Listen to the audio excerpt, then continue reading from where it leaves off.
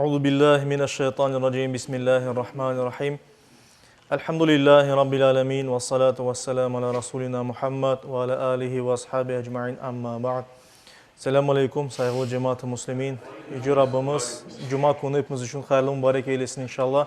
Yapacak ibadetlerimizni, dualarımızı en güzel şekilde kabul makbul eylesin inşallah. Bugünkü mevzumuz en vaaz, en hutbenin mevzusu 3 aylar ve regaib gecesi ve bundan da gayrı fevralin sonundan alakalı olarak ana tili ve Noman Çilibicikan'ın şehit edilmesi hakkında birkaç söz aytacağımız inşallah. Birincisi bugün fevralin 21'i dünya üzere ana tili günü sayıla. Böyle gayip olayatkan tillerini saklamak niyetinin. 23 fevral biz bilemiz şehit muftimizin Noman Çilibicikan'ın kurşulanğanı, öldürülgeni, şehit düşkeni kundur. Ve 25 fevralde ise 3 aylar başlanan bizim dinimizde, halkımızda, adetimizde yeri büyük olan böyle maneviyat mevsimi deyip aytamız biz ona. En evvela sıranın başlasak, ana tili gününe geçsek. Ana tili günü UNESCO tarafından kayıt etili, yani resmi olarak ve 2000. yıldan başlayıp endi kayıt etilip başlagan ve dünya üzere aytılganına ya da tahmin etilgenine göre tahminen 7000'e yakın til var şimdi. Yani dünyada 7000'e yakın til var. Ama onların birçokusu endi yok olmak havfı aslında. Çünkü biz bilemiz şimdi yaşaganımız dünyada globalizasyon olup geçe ve ona göre de insanlar daha da böyle yaygın olan tillerge, hususan yazı ananesi olmayan tillerinin mensupları başka tillerge geçerler. Mesela böyle global büyük tiller, Rus tili ya da İngiliz tili gibi tillerge daha ziyade geçerler. Ufak halkların tilleri ya da hiç yazı olmayan tiller, onlar gayip olup keteler. İşte onların yarısı aytkanımız gibi yok olup aslındadır bu tillerde, bu konumuzdaki şaraitte. Ve aytılganına göre 200 tane tahminen til var ki ondan o tillerde 10 adamdan az kimse laf ete. Yani 10 adam ya da ondan az laf etkenler var o tillerde. Böyle tillerin arasında bizge Kırım Tatar tiline yakın bir til var. O da Karayim tili. Bilirsiniz Karayimler degen bir halk var. Kırım'ın tamır halklarından birisi. İşte onlarda aytılganına göre, yani resmi yazılara göre sadece Kırım'da 6 tane kişi o tilde laf ete. Yani biz bilemiz Kırım Tatar tiline pek yakın bir tildir ama onun bazı bir hususiyetleri var çünkü onların dinleri farklı. Ve o tilde 6 kişi kartlar laf ete, başka bir kimse laf etmeyin. Olup ketken tiller de var. Olup ketken tiller yani endi o tillerde bir kimse laf etmeyin. Olu tili arasında Kırım'da tamır tillerden birisi bir til var. O da Kırım Tatar tiline yakın bir til, o da Kırımçaklarının tili. Kırımçaklarının tilinde endi bir kimse laf etmeyin. O biline öyle bir til var, Kırım Tatar tiline yakın olgan edi bir vaxtları ama öyle tilinde yok. İşte bundan gayrı, olgen tilden gayrı yok olayatkan tiller var. Yani o tillerde ancak birkaç işte kart uyken nesil laf ete. Öyle tiller arasında mesela Urum tili kiri. Urum bilemiz Kırım Yunanları deyler ama Kırım Yunan'a aytmak o yanlış olur çünkü onlar Urumlardır. Onların da tilleri Kırım Tatar tiline pek yakın. Onlar Kırım'ın tamır halkı sayılar. Ama onlar köçürülgen edilir ve şimdi Ukrayna Donetsk vilayetinde yaşaylar. Ve onlarda ancak kartlar laf etti o tilini. Ona göre olayatkan til sayılar. Urum tili. Alı havflı olgan, yani haf astında olgan bir til. Ne vakit öyle ola? Eğer yaş nesil ballardan hepsi değil bir kısım ancak o ana tilinde laf etse bu haf aslında olgan til demek. Yani o yok olması mümkün til manasına gele. Ve böyle tillerge bizim tilimiz kırmekte. Yani Kırım Tatar tili şu tili içine kırmekte. Çünkü bizim yaşlarımızın, ballarının, gençlerinin ancak bir kısmı bu tilde laf ete ve az bir kısmı laf ete. Çokusu laf etmeyi ana tilinde. Bilse de birkaç söz bile selamun aleyküm aleyküm selam bundan yani gayrı çok bilgenleri yok. Ona göre Kırım Tatar tili de alı havflı olan tiller içine kırmekte.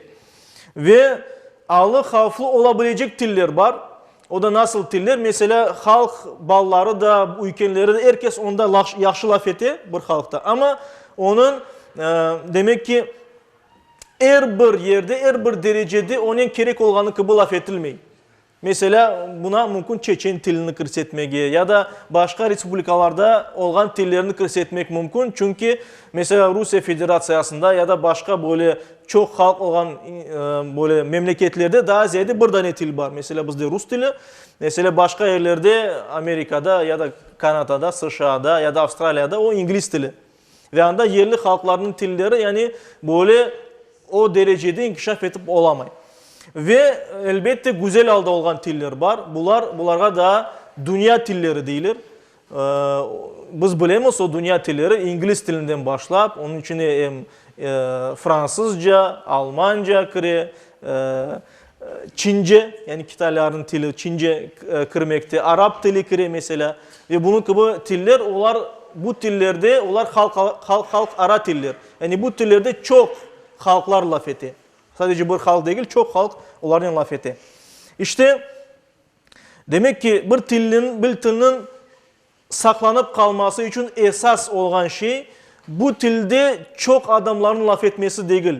Bu tilin nesilden nesile koşmasıdır. Yani büyüklerden ballarga öğretilmesi. Ve bu ballar oskenelson oz ballarına öğretseler halkın sayısı 1000 adam olsa bile o til onda havf yoktur. O saklanıp kalacak bir tildir. Çünkü ballar laf eti. Ama bazı tiller var, bazı halklar var. Onların sayısı belki milyonlarla, 50 milyon mesela halk yaşay.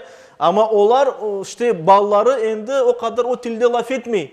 Ve ona göre de onların tili ne kadar laf etkenler çok olsa da o gayip olmağa yol tutkan bir tildir. Ve bizim tilimiz de böyle yoldadır yani. Til noktayı nazardan, dinimiz tarafından bu tilge eğer bakacak olsak, birkaç söz aytacak olsak, Kur'an-ı Kerim'de Hucurat suresinde Yüce Rabbimiz böyle buyuruyor 13. ayet-i kerimede Estağfirullah. Ya eyyuhan nas, ey insanlar, bütün insanlara müracaat var mında ancak Müslümanlara değil. Ey insanlar, inna halaknakum min zekerin ve unsa. Hiç şüphesiz biz sizni bir erkişiden ve bir kadından yarattık. Yani hepinizni bir ana babadan yarattık. Adem Aleyhisselam'dan ve Havva anamızdan. Allah onlardan razı olsun inşallah.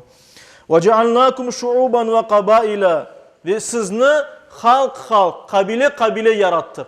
Yani bir ana babadan geliyorsunuz ama Allah-u Teala öyle ayırdı ki yollarını insanlar o stilinin, o yaşayan yerlerinin, o urf adetinin, o mentalitetinin birbirinden farklı olup kalgan. Halk, kabile yaşa. Yani bu Allah'ın böyle yaratmasıdır. Allah'ın fıtratıdır. Ve devamında Allah-u Teala buyuruyor. لِتَعَرَفُوا. Birbirinizle tanışmanız için, birbirinizi bilmeniz için deyip. Birbiriniz hakkında öğrenmeniz için. Ve daha sonunda da Allah-u Teala buyuruyor. İnne akramakum indallahi etkakum. Hiç şüphesiz Allah katında en güzeliniz, en iyi olganınız, hayırlınız Allah'tan daha ziyade korkanınızdır. Daha ziyade böyle dini yaşayan, imanı kuvvetli, takvalı kimselerdir. Allah-u Teala yanında daha da yüksek derecededir. İnnallâhe alimun habir. Hiç şüphesiz Allah her şeyini bilgen, her şeyden haberi olgan varlıktır. Ve şu yerde elbette ayet-i kerimede biz bunu kaydetimiz ki insanların halk, kabile ya da devlet yaşaması ve her bir halkın özünün tili olması bu Allah'ın yaratkanıdır. Çünkü Allah öyle olganını bizge bildiriyor. Bu bir fıtrattır. Allah-u Teala tarafından verilgen bir şeydir. Ve ona göre de bazıları belki aytar ne gerek bizge til, buna Rus tili var, Rus tili laf etsek olmaz mı? Yani o kadar da fark etmez din tarafından. Ama aslında hem din ve til birbirine ters gelgen bir şeyler değil. Yani Allah-u Teala öyle yaratkanı için bizge bir şeyler beri, Allah bizge bir şeyler verdi mi o bir emanettir, bir nimettir ve ondan elbette bizlerini soracaktır. Bizge tilimizni verdi mi o tilimizden de sorar elbette. Çünkü böyle fıtratta bizni Allah yarattı. Tilimiz bizge hem nimettir hem bizler için imtihandır elbette. Daha devamında eğer aytacak olsak tilimizin mesela Kırım Tatar tilinin emniyeti nededir? Çünkü şimdi alimler aytarlar asıl da tilin olması insanın insan olmasına sebeptir. Çünkü insan eğer tili olmasa düşünüp olmaz. Biz yaşaganımız da yaşap olmaz. Yani til sadece birbirinin konuşmak, laf etmek, lakırdı etmek için değildir. Tilne biz birbirimizge tecrübemizle, bilgilerini paylaşamız. Uyken nesiller, demek uyken kimseler, işte ana babalar ya da baba kartanalar torunlarına, ballarına, evlatlarına o hayat tecrübelerini öğretirler. Öğrengen bilgilerini bildirirler ballarına. Yani böylece tecrübeyle paylaşamız biz. Ve bundan da gayrı tilde her bir halkının dünya bakışı mücessemleniyor. Çünkü tille insanın anı ve dünya bakışı, onun mentaliteti pek bağlı bir şeylerdir. Yani bu psikolojik tarafından, ruhiyat tarafından artık tasdik edilen şeylerdir. Ve ona göre insan nasıl tilde laf etse, yani nasıl ne kadar tilini bilse, öyle de ayetayık, o kadar da daha da güzel bu dünyaya bakar ve dünya bakışı ona göre formalaşır. Ve ana tili elbette buna büyükten büyük tesir etmekte.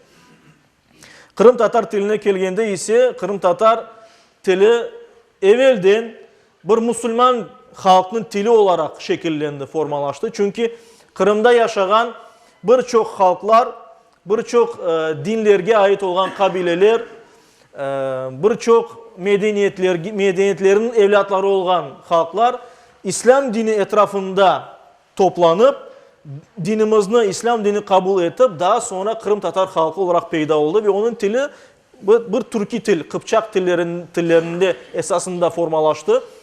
Kıpçak ağızları üstünde, şiveleri üstünde formalaştı ve böylece Kırım Tatar tili geldi. Ve bizim halkımız evvelceden Müslüman halkı olarak şekillengeni için ona Arap tili ve medeniyeti büyükten büyük dinimiz tesir etti tilimizge. Ona göre biz aytamız ki Kırım Tatar tili evvelceden Müslüman halkının bir tili olarak şekillendi.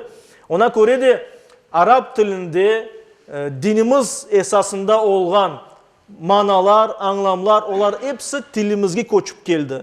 Arap tilinden kelgen sözlerle, Arap tilinden kelgen kalkalarla, yani Arap tilinde nasıl insan düşünse, buna bu düşünce forması şekilli Kırım Tatar tiline de gelip yerleşti. Ve ona göre de mesela biz Arap tilinden Kırım Tatar tiline tercüme edecek olsak ya da Müslüman halkın tiline tercüme edecek olsak her vakit kolay ola tercüme etmeyi. Ama mesela Müslüman halk olarak şekillenmegen bir tilgi, mesela Rus tiline ya da İngiliz tiline tercüme edecek olsan biraz zorluk çekiyor insan. Çünkü o mananı tercüme edip her vakit olamay. İşte buna göre de elbet Kırım Tatarlarının bir değeridir bu. Yani ana tili değeridir. Çünkü bizim hayat tecrübemizini asırlar boyunca Müslüman halk olarak inkişaf etkenimizni bizge buna böyle öğretken bir tildir bu. Kırım Tatar ana tilimiz. İşte Kur'an-ı Kerim'de daha bir ayet-i kerime var. Bu ayet-i kerimede Rum suresinde 22. ayette Allahu Teala böyle buyuruyor. Estaizu billah. Ve min ayatihi halqus semavati vel ard. Allahu Teala'nın ayetlerinden, göstergen işaretlerden, mucizelerden köklerini ve yerini yaratmasıdır diye.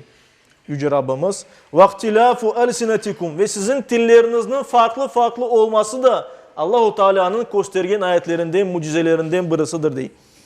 Ve elvanikum ve daha sonra değil ki ve sizin farklı vücutlarınız, tenglerinizin farklı tüste olganı, birisinin kara, birisinin beyaz, birisinin başka tüste, mesela kırmızı tüste olması, bu da Allahu Teala göstergen ayetlerden, mucizelerden birisidir. İnne fi zalike le ayatin lil alimin. Bunu anlayan kimseler için, bilgen kimseler için, alim olan kimseler için ayetler, işaretler, mucizege işaret etken hareketler var. İşte aytkanımız gibi tilimiz, her bir insanın tili Allah'ın yaratkan fıtratıdır ve onu bozmağa elbette olmaz. Allah'tan bergen bu nimetke, emanetke sahip çıkmak gerek. Ve en sonunda ana tili mevzusunda bir ayet-i kerimeyi aytıp bitirmek isteyeyim. İbrahim suresinin 4. ayet-i kerimesinde böyle buyurula. وَمَا أَرْسَلْنَا مِنْ رَسُولٍ إِلَّا بِلِسَانِ قَوْمِهِ. Ve biz bir peygamberini yollasak diye Allahu Teala, onu öz halkının tilinde yollayadık diye. Yani Allahu Teala diyor ki peygamberlerini biz bir halka yollaganda öz halkının tilinde onlarını yollayadık. Yani öz halkının tilinde, ana tilinde laf eteydi peygamberler. لِيُبَيِّنَ لَهُمْ. Halkına güzel anlatması için bu Allah'ın dinini. Fayudillullahu men yasha ve yehdi men yasha. Allahu Teala kimni istese yoldan urar, yolunu şaşırtır. Kimni istese doğru yola koyar. Ve huvel azizul hakim. Allah çok azizdir, yücedir ve hakimdir, hikmet sahibidir. Her şeyini hikmetle yapandır. Yani insanların farklı dillerde olması da Allahu Teala'nın bir hikmetidir elbet.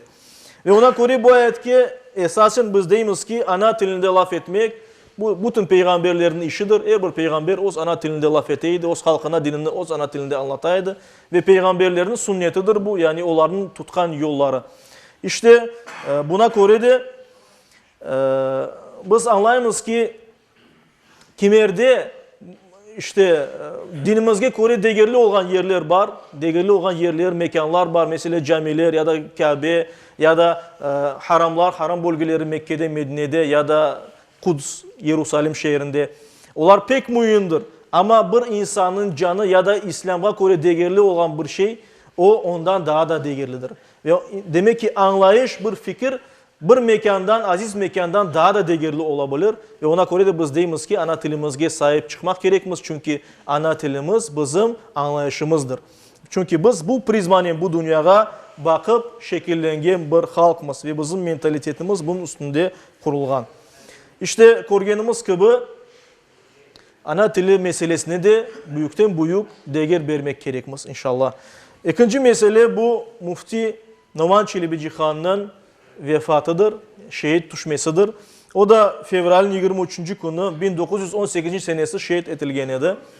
Keçken vaazda bunun hakkında biz aytkan edik, ona göre kıskaca bu meseleye dokunup geçeyik. Biz bilemiz 17. senesi bütün dünyada kargaşa çıkkanda birinci devlet, birinci dünya muharebesi cenki olup geçken sırada ortalık karışkanda Kırım'da bizim halkımızdan olan birçok yaşlar ayaklanıp yani ayak üstünde durup Kırım Tatarlarının takdirini öz kollarına almaya tırışkanlar. Numan Çelebi Han ve onun etrafında olan onun savdaşları birinciden Kırım'da birinci Müslüman kurultayını toplaganlar ve bu kurultayda Numan Çelebi Han mufti olarak saylandı. Hem Kırım hem Ak-Rusiya yani şimdiki Belarus aytkanımız Ak-Rusiya, Litva, Polşa muftisi saylandı. Çünkü andan da temsilciler geldi. Ve onlar da öz muftisi olarak onu sayladılar. Bundan sonra devamında birinci milli kurultay toplandı. Kırım Tatar halkının kurultayı ve bu kurultayda devlet organları teşkil edildi. Kırım Halk Cumhuriyeti ilan edildi ve bu cumhuriyetin başına demek ki Numan Çelebi Han getirildi. Onlar büyükten büyük hareketler yapan edilir halkımız için. Yazık ki o pek az vakit içinde, bir yıl, aman bir yıl içinde hareket yapıp oldular. Daha sonra karışıklıklar başladı. Yapacak işlerin en birincisi, biz bilemiz işte menbalardan Numan Çelebi Han, o hem Kırım'da medreselerde okudu. Demek ki Oskoy'un yanında Akçora medresinde, sonra Zıncırlı medresede okudu. Sonra ketip İstanbul'da anda ilahiyetini yani İslam dini boyunca bir de dünyevi hukuk aytkanımız jurisprudensiya okudu. Ondan sonra kaytkandan sonra da ketti da Sankt Peterburg'da anda kırdı okumaya başlayan idi yurfakta. Hem Rus dilini hem işte Rus devletinde Rus çarlığı vaktinde daha da yaxşı bilgiler elde etmek için ve halkına yardım etmek için. Ama bu hareketler başlagandan sonra o vatana kaytıp bunda Kırım Halk Cumhuriyetini kurgan ediler. Ve onlar demek ki hareket etkende Kırım Tatar halkı için ama Kırım'da yaşayan bütün halklarının beraberce inkişaf etmesi için çalışkan edilir. Ama o vakit karışıklık bir vakit idi. Elbet. Numan Çelebi Han dini yaxşı bilgeni için de birinci olarak en birinci algan kararlarından birisi İsmail Gasprinski kurgan, İsmail Gasprinski Zıncırlı medrese yanında Yanı Zıncırlı medrese degen bir mektep kurgan mektepte binasında onlar Mengli Geray adına İslam İnstitutunu kurganlar. İslam İnstitutunda anda hem dinni hem de böyle fen olan şeylerini okumak gerekediler. Anda bargan talebeler. Demek ki böyle hareketler yapılan edi o vakit. Birçok faydalı işler becerilgen edi ama vakit az oldu. Çünkü karışıklık çıkkanda onu birinci kere tutukladılar. Yani mahpus ettiler. Daha sonra yiberdiler çünkü halk talep etti onun yiberilmesini. Sonra ikinci kere tutukladılar ve Akyarga alıp getip anda onu kurşunladılar ve Kara Deniz'e vücudunu taşlaganlar. Numan Çelebijihan ketmesi mümkün edi bundan. Çünkü bazıları biz bilemiz, bazı siyasetçiler o vakit olgan, halk için tırışkan, onlar bu felaketini kelgenini korup Kırım'dan ketkenler canlarını kurtulmak için. Ama Numan Çelebijihan böyle yani böyle haflı alda olganını Kırım'ı terk etmedi, sonuna kadar kaldı. Ve böylece bizge Allah için canını yolda bergen şehitlerin bir numunesi oldu inşallah. Yüce Rabbimiz onun derecesini arttırsın. İşte ve birkaç dakikamız daha var iken 3 aylar hakkında birkaç söz aytmak isteyeyim elbet.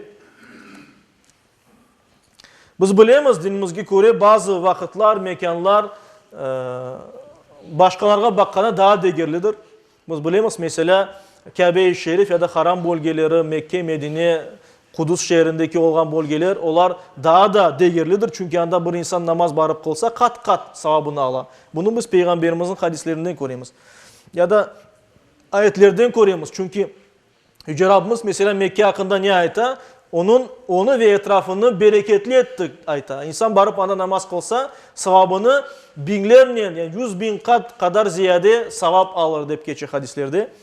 İşte aynı şekilde bazı vakitlerini de Yüce Rabbimiz başka vakitlara bakanda değerli yaptı ve öyle vakitlerinin en değerlisi bu aytkanımız 3 aylar. Çünkü 3 ayların içinde hem mübarek Ramazan kiri, Ramazan-ı Şerif, hem de en değerli vakit 1000 aydan daha hayırlı olan Kadir Gecesi de kiri Ramazan ayının içine. Bunlar hepsi 3 ayların içine kirmekteler.